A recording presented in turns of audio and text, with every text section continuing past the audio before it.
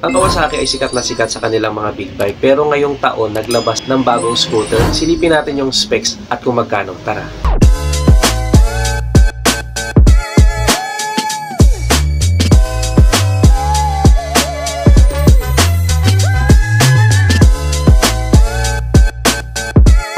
Nitong taon ay naglabas ang Kawasaki ng kanilang bagong scooter na Brusky 125. Medyo may pagkakahawig sa leading na scooter sa 125cc category, which is yung Click 125. Pero hindi naman may pagkakaila na may sarili naman siyang character. At sa presyo ng Brusky 125 na 75,000 ay talagang napaka-practical nito, lalo na doon sa mga gustong magkaroon ng scooter. Bago tayo magpatuloy, kung bago ka pa lang sa ating channel, ay huwag mo nang kalimutang i-like ang video na to at mag-subscribe na rin, dahil napansin ko 98% ng mga nanonood sa atin ay hindi pa nakasubscribe. Ang Brusky 125 ay collaboration ng Kawasaki at ng Modenas Motorcycle sa bansang Malaysia. Ang brand ng Modenas ay respetado sa Malaysia, kaya garantisado na mapagkakatiwalaan din talaga yung mga gawa nila.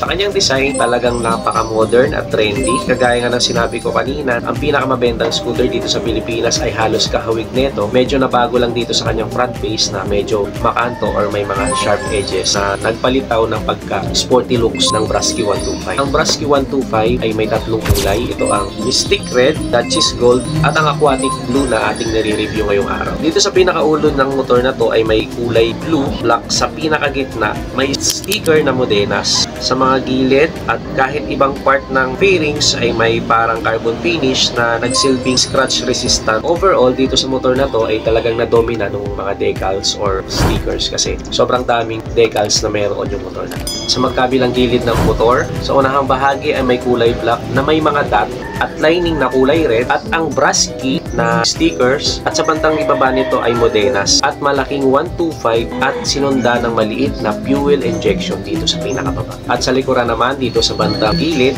ay naka-highlight ang Brusky, medyo malaki siya, at background na mga black dot, red linings sa blue na fairings. At dito sa pinakababa, dito sa kulay black na fairings ay nandyan yung Kawasaki. At kung sisilipin mo dito sa kanyang taillight, malapit pinakababa, ay merong sticker ng Modenas.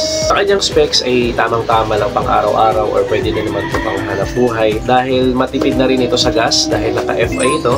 Ang kanyang engine displacement ay 124.9cc, 4-stroke single overhead cam, single cylinder, 2-valve, at madali lang i-maintain dahil naka-air cooled pa siya. Tamang-tama lang din yung kanyang power output at ang kanyang torque, dahil small displacement lang siya. Ang kanyang maximum power ay 9.52 Nm at 7,500 RPM, at may maximum torque naman na 10 Nm at 6,000 RPM. CVT ang transmission type. Dito sa unahan ay may standard lang na telescopic fork, at dito naman sa huli ay swing arm monoshock. Naka-disc brake sa unahan at mechanical drum brake naman dito sa huli. Pagdating naman sa gulong, naka-mags type ito at tubeless na rin. Ang sukat ng gulong sa unahan ay 80/90/14 at sa hulihan naman ay 90/90/14. So proportion naman yung gulong niya dun sa body structure. Kumbaga parang hindi alangan yung sukat ng gulong. Dito sa likuran, kung mapapansin natin, meron na din siyang tire hugger. So iwas ito sa mga tilamsik or mga dumi na pwedeng tumama dito sa bandang likuran natin. At may reflector na rin dito sa magkabilaan dito sa kanya likuran. Added visibility ito lalo na pagkagabi.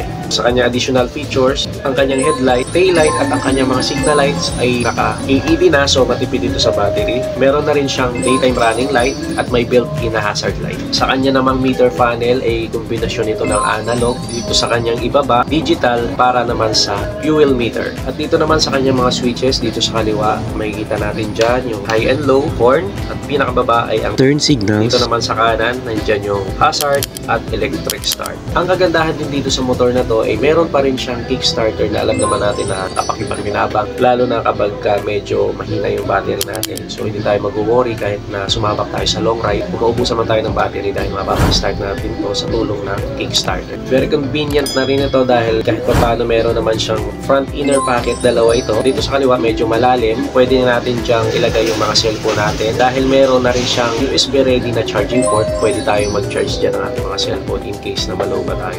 At dito naman sa kanan, meron pa rin siyang pocket na medyo mababaw. Hindi pa ito keyless, pero ang kagandahan dito ay nandito na malapit yung kanyang seat opening. Hindi na tayo pupunta sa likuran para susian, para buksan lang yung standard seat compartment na may sukat na 14 liters. Kung hindi man magkakasya dito yung half face or full face na helmet, depende sa Shell, ay meron naman siyang dalawang hook na pwedeng sabitan ng mga helmet. Yung kanyang fuel tank capacity ay may sukat na 5.1 liters. Dahil naka-FI na to, ay assume natin na ang kanyang fuel consumption ay naglalaro sa 40 to 45 kilometers per liter. Which na gusto na rin ito, lalo na pagka ginamit natin pang-delivery yung motor na to dahil mayroon siyang gulay board or footboard. Medyo marami-rami tayong mailalagay dito sa kanyang gulay board. Yung unit na to ay makikita natin dito sa Motorcycle City Taytay. Interesado kayo dito sa motor na to, nandito yung contact person at yung number nila. Asikusuhin talaga kayo dito dahil napakabait ng mga taga Motorcycle City Taytay. Pasok din to sa mga average height ng mga Pinoy dahil nung sinukat natin to, kahit siguro mga 5'3 hanggang 5'6 ay kayang-kaya to dahil ang sukat ng kanyang seat height ay 760mm. Abot na abot natin yung ground, yung sahig nung inupuan natin ito. Kung gusto nyong gawing reference yung height ko, ang height ko ay 5'5". Tingnan nyo naman, okay naman siya. Sakto lang din yung kanyang turning radius. Nung sinubukan nating iliko-liko, hindi naman sumasahid sa ating tuhod. Okay siya na i-maneuver, okay siya dalhin. At sa kanya naman ground clearance ay may sukat na 120mm. Sa kanyang wheelbase ay may sukat na 1,250mm.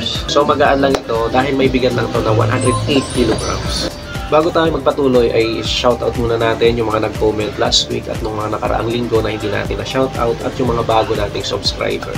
Ito sa Dalmier Loyal, Adventure Vlog, Devan R, Den Alfarise, Jonax, Avien RTV, Sam's Place, Brix Bernardo, Ray Acaclo, Jules Kimpis, Lance Santos, Rayson Lozano, Amakruf, Magwa, Adonis Baruca, ZC21 Guy, Brian Alokin, LP Julim, Misteryoso TV, Smiling Kelpie, Mark Angelo Garcia, Rod Aguas.